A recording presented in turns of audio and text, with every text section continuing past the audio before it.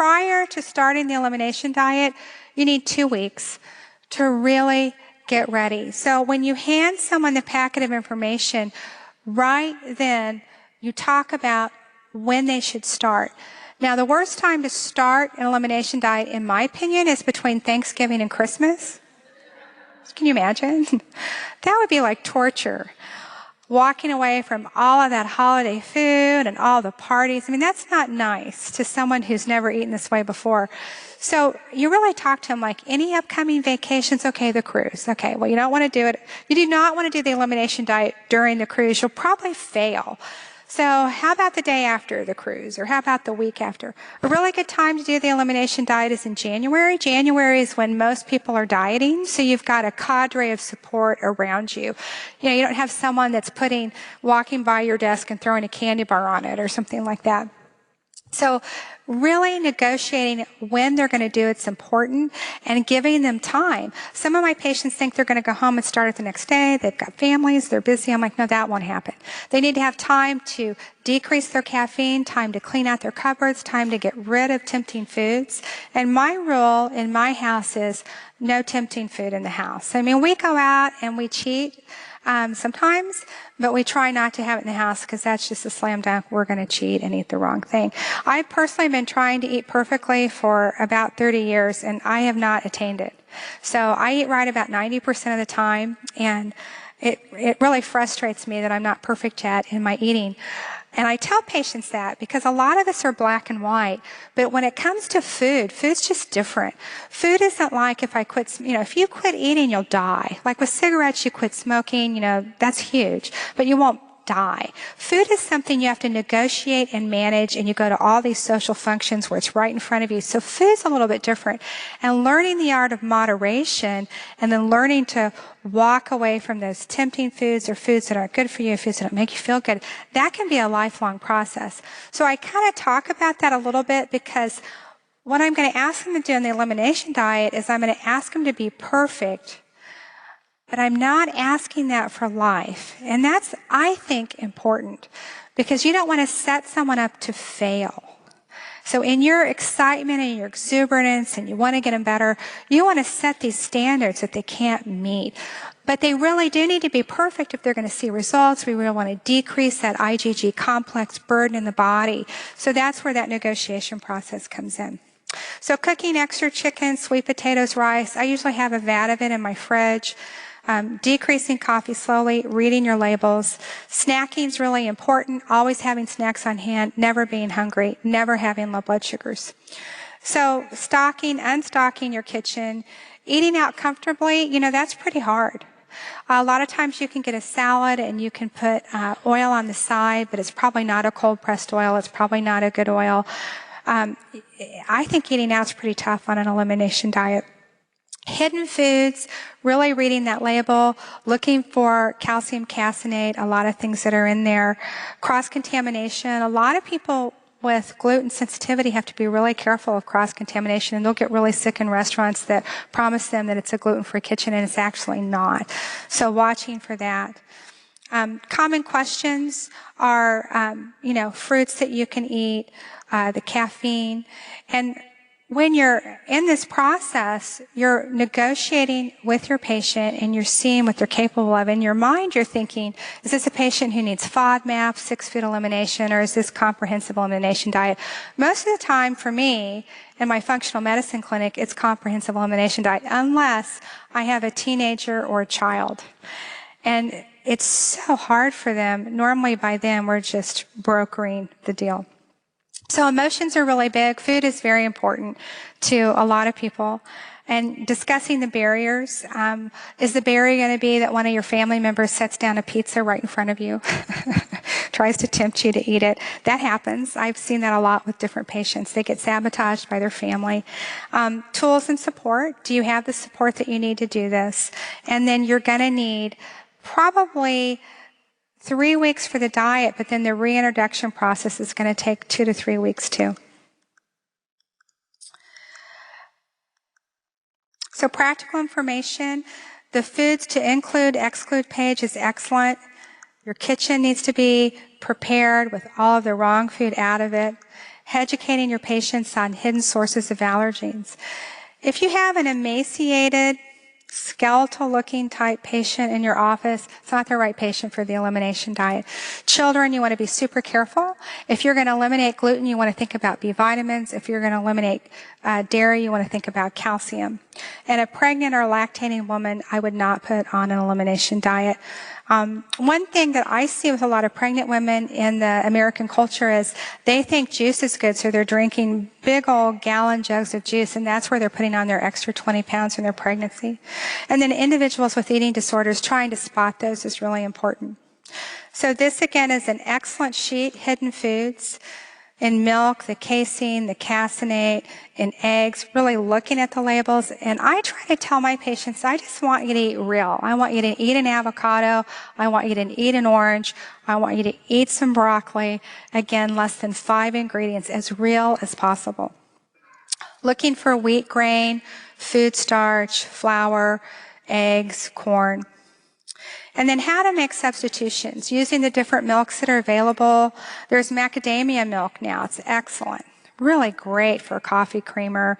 Looking at all the different products that are gluten-free, but a gluten-free product isn't necessarily what you want on the elimination diet. There still can be emulsifiers in there and lots of additives.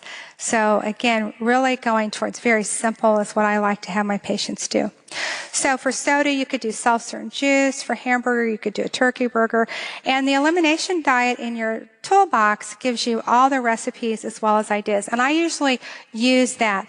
I use that diet or other sources that are out there. I personally use IFM source, but there's a lot of sources out there, and there's even people that have webinars and take people through it. Organic fresh fruit, dried fruit, fruit kebabs, fruit smoothies, raw vegetables are good, carrot chips or sweet potato chips. So again, I give them that. I have it all already in my office ready to go, or if they want an online version, I just ship that to them really easily. And in 7 to 10 days, a phone call can be really helpful for them. I usually find at about 10 days is when they're starting to feel better. It's usually pretty rare for someone to feel better at 3 or 4 days. So let's go back to Joan. This is the medical symptom questionnaire. All my patients fill this out, and I use this in my clinic because a lot of times we'll achieve at least a 50% reduction in symptomatology. And it won't be just with the elimination diet, it will be with everything we do. So I like to start at the very beginning and help them see the progression that they've made. So now what I want you to do is I want you to pick a partner at your table, and I want you to take out a copy of your elimination diet plan, and I want you to explain to your partner the importance of the elimination diet and what to expect. And then the other person, I want to think of at least 3 questions that you're likely going to ask on the elimination diet. One thing that I want you to do is I want you to think of a success story that you can take home and use in your clinic. And you might have one, but if you don't, feel free to take one of mine. I love the one about the woman with the inherited mitochondrial disease who was 50% better. The cardiovascular surgeon noticed it. She wasn't as stiff as a board anymore. I mean, think about the power of that. Think about your own success stories. Now, what happens as you start having patients do this more and more, you're going to get fired up because you're going to see it work, and you're going to have your own stories, and it's going to build. And you're going to become more and more convincing. IFM is devoting a whole lecture on this because it's that important. I remember in 2010, I was part of a think tank where they invited all of these thought leaders to this place in the U.S., and they were really trying to tease out, so what's the most important thing? And I remember I was sitting there with all of these icons in functional medicine, and they said, we want to know your number 1 tool. And I remember thinking, well, I'm going to say the elimination diet. I know nobody else is. And it was 100% unanimous. The number 1 tool was the elimination diet in that room. So, I mean, this is really important. And really putting feet to the ground and having it in your office and being able to give it to patients, this process is going to help you be very successful. And many of the clinics that have been around for years in the U.S. that are seeing tons of patients, the process is that your first time in that clinic, you're going to meet with somebody and you're going to be given all of this with medical food. You're going to leave with a bag in your hand, and this is what you're going to be doing the next couple months. So this is the diet food plan. I love it. This is easy. Now here they give you like servings that you can do for people. I don't do that. For me, I just want you to eat the right food, stay away from the bad food. We're not talking about weight here at all, because a lot of my patients are used to dieting and restriction. We're not doing that. I just want you to walk away from these normal foods that you've been eating. So, possible reactions that you can have in the elimination diet: the Herxheimer reaction, which is kind of a dull headache in the frontal aspect, withdrawal. You see that a lot. Some people hypothesize that the lack of histamine that you're generating all the time from these foods can cause a withdrawal type reaction. The ENT physician who brought me her 14-year-old daughter called me when her daughter went off casein and gluten and said, you know, my daughter was in a fetal position at home in bed for 2 days with abdominal cramping, and because I'm a doctor, I thought I was looking at heroin withdrawal. She said it was quite remarkable, and I said, that's really interesting. But they've proven that casein and gluten can have opioid-like conformations in the GI tract. Hypoglycemia, that's why you want your patients to eat all the time. You don't want their blood sugar to drop. Coffee and sugar. I can't tell you how many times my patients don't adequately take themselves off coffee slowly and they have caffeine withdrawal or weight loss. So for the Herxheimer, you can give them activated charcoal a couple times a day, or buffered C. Alka-Seltzer Gold works well. Sometimes they get constipated. You might have to use fiber, chamomile peppermint tea, enteric-coated peppermint capsules. That would be for nausea. Magnesium citrate works well if they're constipated. I recommend eating protein and healthy fats regularly, having those like a nut butter, maybe on a rice cake. And then making sure that weight loss is not the goal. So reintroduction is where the rubber hits the road, and that's where people fail. I'll have someone feel fantastic. They've done the elimination diet. It's changed their life. They can't believe how good they feel. And the next day they go eat a pizza. So I try to see my patients right at the end of the elimination diet, because even though I've told them, okay, this is the most important part, they forget. And then I try to hold their hand right then. First of all, I want to see, are they feeling better? And I want to see what's still hanging on. But then second of all, I want to know, okay, let's talk about this next step. And reintroducing is really important. There's a really nice chart that IFM has for reintroduction. You should only reintroduce one food at a time, and you should wait 48 hours because you can have a delayed reaction. Actually, 72 hours. You can have a headache, you can have GI complaints, GI bloating. Remember, the IgG reaction, unlike Ig, is not immediate. It can take up to 72 hours. So the food you can eat maybe twice that day could be a half a cup of pasta or some wheat crackers. You would not do pizza because that's a combination of wheat and dairy. If you don't have a reaction, in 2 days you can go on to your next food. So here's an idea of how to challenge things. If you're going to challenge wheat or gluten, you would do a half cup of the wheat, a cup of the noodles. Now, sometimes when people come back to see me at the end of the 3 weeks, they'll be like, you know, I want to keep doing this. I just feel so much better. And I'm happy for them to do that. Typically, I'll have them do it 6 weeks. There are some functional medicine doctors, it's 3 months minimum before you add foods back in. So really, it's kind of what you think you can broker. 3 months is a long time. So someone has to be pretty strong to do that. I like this stair code schematic, reintroducing foods very slowly, one food at a time, every 3 to 5 days, using a diet symptom diary. They've got a really nice one in the IFM toolkit, and I've used that. What my patients typically do is just take an old-fashioned calendar and write in it. Wheat, headache, you know, or whatever their symptoms are, and that works for them. Ask them to look for stuff like fatigue, insomnia, joint pain. So I work I have my own clinic within a clinic, and the person that I work very closely with, it has kind of a normal clinic. We were talking one day, and she put herself on an elimination diet recently, and all of her joint pain went away. She's been watching this process for 5 years. It was just interesting that she was finally able to do it. Her daughter actually has diagnosed celiac disease, and she's for years said, I don't have it. And I've just thought, yeah, well, probably do. It's been interesting now that she's off weed, how much better that she's feeling. So the antecedents and triggers, this is a patient that's 62 years old, and this is the functional medicine timeline. I take a timeline on every single patient that I'm seeing, and I really look at what's going on in their life from birth, and then I try to look at each decade if I can. And this is someone who had an appendectomy, Merkel's diverticulum, frequent UTI, frequent antibiotics, frequent infections, and a lot of stuff going on GI-wise.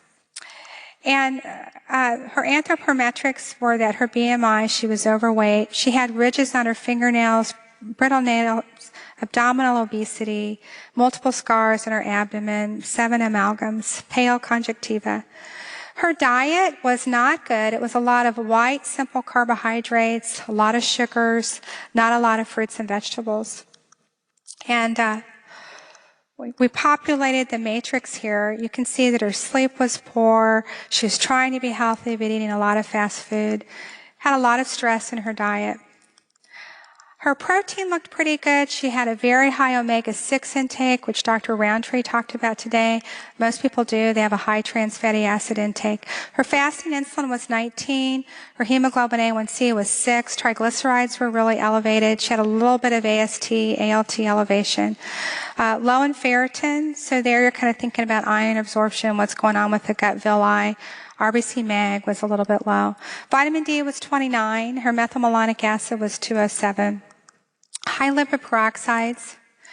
And her MSQ was 59. And most of my patients that come see me, their MSQs they're 59 or higher.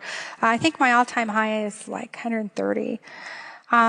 Vaginal yeast, restless legs, muscle cramps, hypothyroid. The AST, ALT, you're thinking about fatty liver, and of course you're measuring for hep C. In her stool, we found Yersinia yeast strongyloides, and that she needed a digestive enzyme. This was a stool digestive analysis. And then she had IgG testing to many foods that we were able to eliminate. A lactulose mannitol test was done, and as you can see here, she had intestinal permeability. So with Bonnie, we worked with her. We got her on the right nutrients. We got her off the foods that were causing her trouble. And it was interesting to see her MSQ come down. In a month, after doing the comprehensive elimination diet, focusing on vegetables, she lost 10 pounds. She was able to decrease her pain meds by 2/3. We added an iron chelate and magnesium glycinate. At 3 months, Bonnie's MSQ went from 59 to 10. Her insulin went from 19 to 7. Her AST and ALT normalized, which, by the way, fatty liver is just a huge deal. When I was in medical school, they were telling surgeons to become liver transplant surgeons because of the anticipation of fibrosis and cirrhosis. And it's pretty interesting, the escalating levels that we're seeing in the U.S. Her ferritin rose to 31. RBC magnesium went from 3.1 to 4.4. Her pain decreased. She was sleeping better and feeling better. So important takeaways. Evidence-based medicine clearly supports the use of the elimination diet. The elimination diet's evidence-based. A well-known allergist called me the other day and said, I hear you're doing elimination diets. I want to refer to you. I don't know anybody else in town doing them. Improved adherence if there's individual support and hand-holding. So get your team in place who you're going to need to be successful with that. If you omit dairy or wheat, you can have gaps in your nutrition. Milk and milk products are good sources of calcium and riboflavin, and you can get those in vegetables, but you have to be pretty intentional about it. I usually just recommend a supplement. And then with wheat, you're looking at all your B vitamins. They're usually low in the SAD American diet anyway. So the toolkit also gives you good sources of calcium. So you want to follow your patients when you implement the diet at about 1 to 2 weeks. You really want to catch them before they reintroduce food. You want to hold their hand. And you want to see if they want to keep going, or are they ready to get off, and you want to try to help them. I find it's the reintroduction part where they fall down the most. So when they break the elimination diet, it should be done really carefully.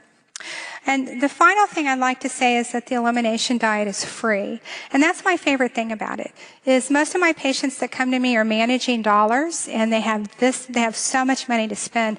And this is a wonderful tool for them to implement and to take home to their family. Thank you so much.